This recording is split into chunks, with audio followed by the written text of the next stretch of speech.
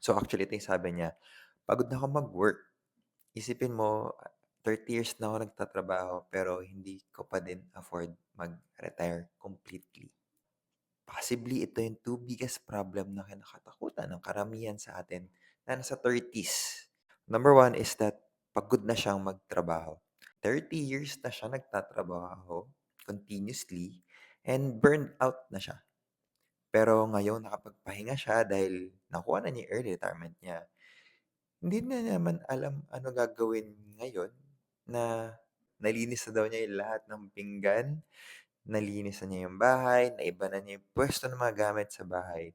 For more than a month, nakapag-mini retirement na siya. Hindi niya din magawa yung gusto niyang hobbies kasi baka hindi enough yung retirement fund na nakuha niya para i-fund itong passion niya or yung interests niya. Kaya naisip niyang mag-work uli. Pero pagod na nga yung katawan niya at utak niya for working for 30 years.